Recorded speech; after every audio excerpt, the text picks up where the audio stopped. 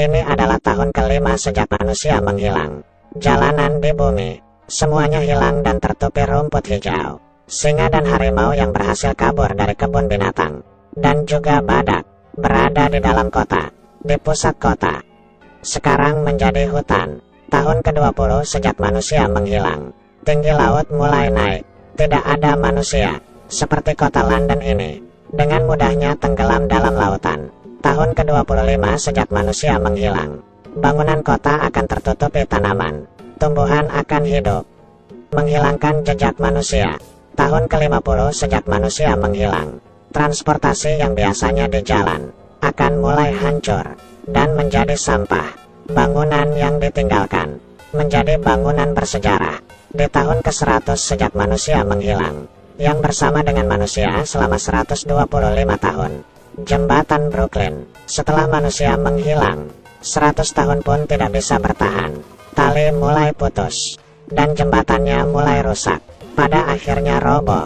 Semuanya menjadi peninggalan. Bangunan-bangunan roboh, dan buku-buku dalam perpustakaan. Semuanya juga menjadi abu. Dan itu semua kita kira peradaban ukiran batu yang kita tinggalkan 150 tahun sejak manusia menghilang.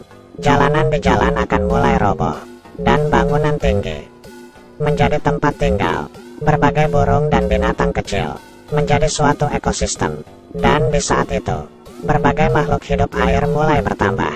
Tidak ada populasi yang diakibatkan manusia, membuat perkembangan makhluk hidup semakin cepat. Dengan hanya 150 tahun, peradaban diturunkan dari generasi ke generasi. Tidak banyak yang tersisa. Kemudian banyak bangunan tinggi yang roboh. Ini adalah di tahun ke-200 sejak manusia menghilang. Menara Eiffel akan roboh.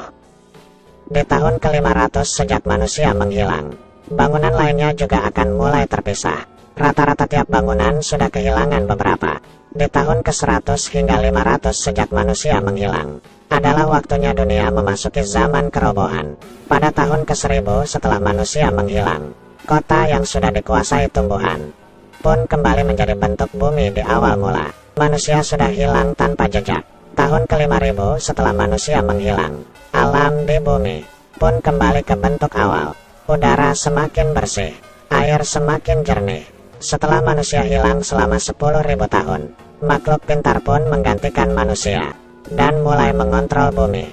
Besi yang mulai hancur, kayu yang mulai hancur. Di saat manusia menghilang selama 10.000 tahun, apakah masih ada bukti bumi begitu besar? Bahkan tembok raksasa yang begitu panjang dan piramida di Mesir pun menghilang. 10.000 tahun bagi manusia sangatlah lama, tapi bagi planet bumi hanyalah sebentar. Bumi sudah hidup selama 4,6 miliar tahun. Bila diubah dalam bentuk jam, 10.000 tahun tidak sampai setengah detik. Nenek moyang sudah menghabiskan waktu puluhan juta tahun belajar untuk berdiri dan berjalan, merangkak dan makan.